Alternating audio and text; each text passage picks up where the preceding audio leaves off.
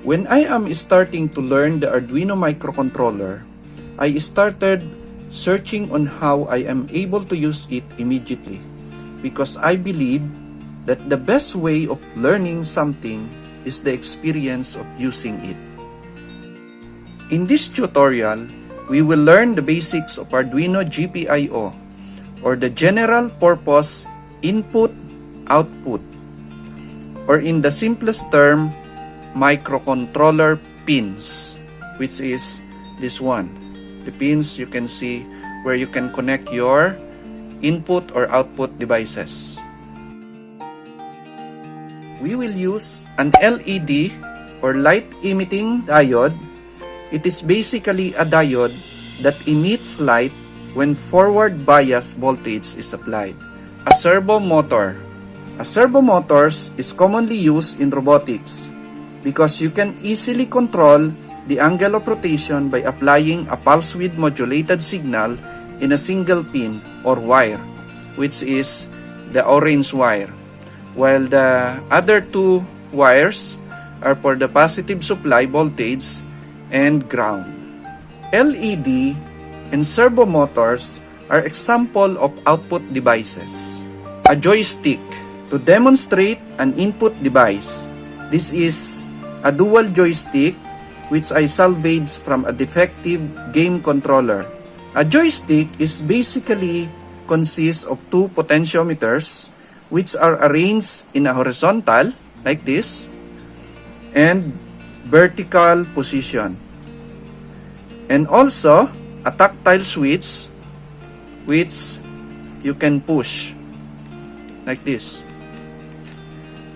A breadboard to hold and connect our components. Some resistors to limit the current flow to LED. Some capacitors to prevent the fluctuation of the supply voltage. The 16x2 LCD of the LCD keypad shield as supplemental for the demonstration.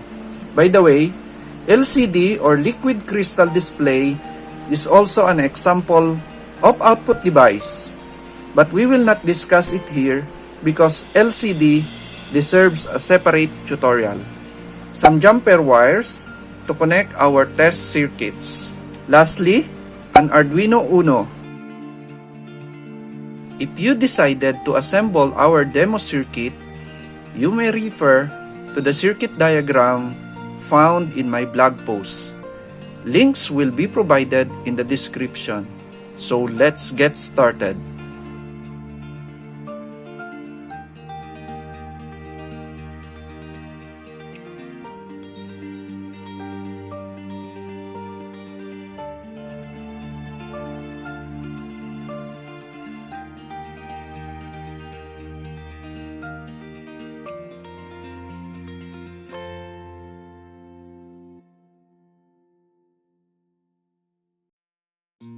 Now our circuit demo is already assembled.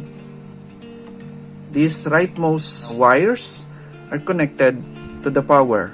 The black wire is ground, white wire is the VCC, which is connected to the positive 5 volts.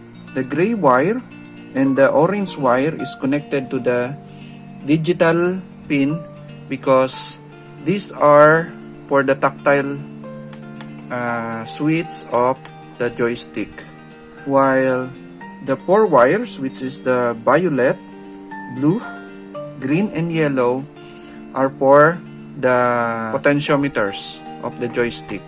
While servo motors, the signal wire is connected to analog A5. Red LED is connected to digital pin 11, which is also a PWM output, because we decided to control the LED brightness as per the demonstration of GPIO. Yellow LED is connected to digital pin 12 as an output for the tactile switch. We also connect the electrolytic capacitors to provide protection for the fluctuation. I will also use an external power supply for our Arduino board so that we can provide an enough current to the demonstration circuit. So I already connect our Arduino Uno board to the computer, and an external power supply is also connected. This is to make sure that the enough power is supplied to our Arduino. Now, let us create the sketch to program our Arduino Uno board. Links of my blog posts will be provided in this description for the source code.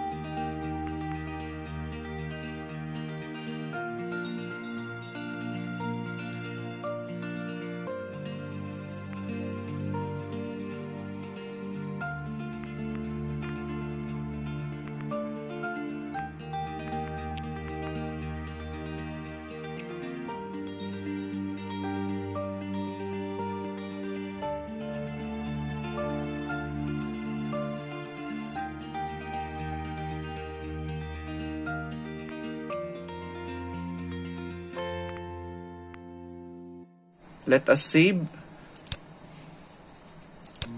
our sketch. So basically, this sketch is created to demonstrate the basic function of the GPIO. So here, we begin by including the necessary libraries needed for the servo and the liquid crystal or LCD. We name our pins by using a sharp define, the name definition we choose, then the pin we are going to use. Then we declare our servo as my servo, then our LCD as LCD. Then we assign the pins. Next, we set up the pin direction. Basically, the function of pin mode is to set up the pin direction with arguments of the name of the pin, then the mode. The mode could be an output, an input, or input pull-up. Input pull-up use a pull-up resistor internally. Next, we attach the servo to the servo pin. Then, we initialize the LCD, 16 columns and 2 rows. Next, we clear the LCD EEPROM. In the loop, first, we use the horizontal X analog value of the joystick. We assign that one in the integer variable. Then, we convert the analog reading to 0 to 180 degrees because we are going to use it as a servo angle. Then we write the servo angle to our servo.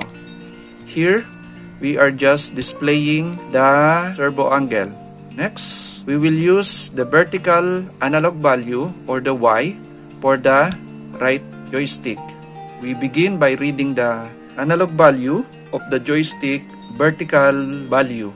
Then, we convert the readings to 0 to 255 as PWM value because we will use this as brightness control for the LED.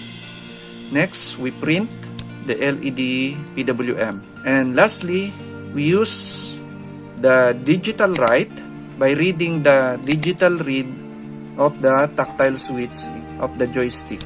Now, after saving this one, we will upload this to our Arduino board. So we begin by making sure that the correct board is selected under the Tools, Board, and our Arduino board. And as for as for our demo, it is an Arduino Uno. Next, we make sure that the COM port or the serial COM port is properly selected.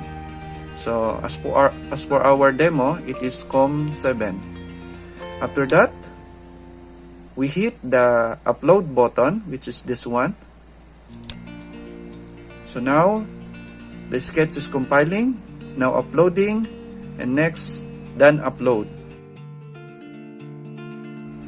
So as you can see in our LCD, the current servo angle is 89, and our PWM for the LED is 131. So we will only use this right joystick. So we will control the the servo by turning this to the left. So this is the 0 degrees, this is 90 should be, and this is 180.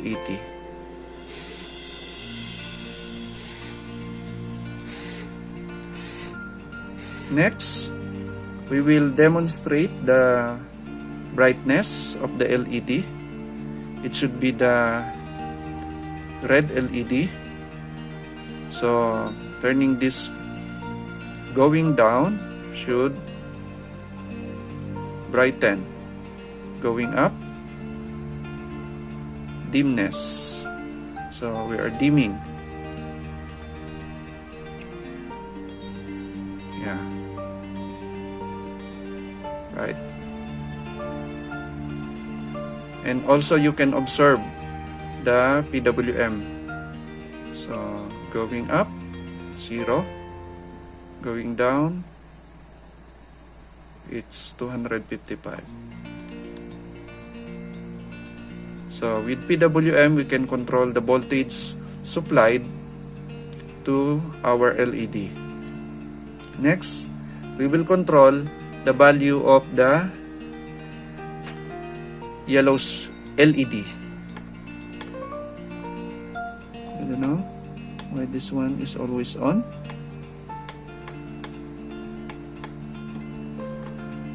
Next, power it again.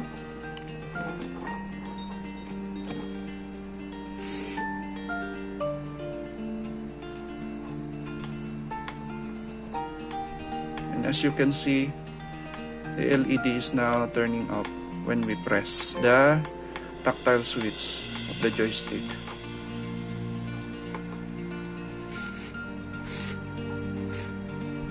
So now also the LED is now with opposite. So going down, dim, going up, it's bright, increases. So we are dimming, we are bright, left, 0, yeah.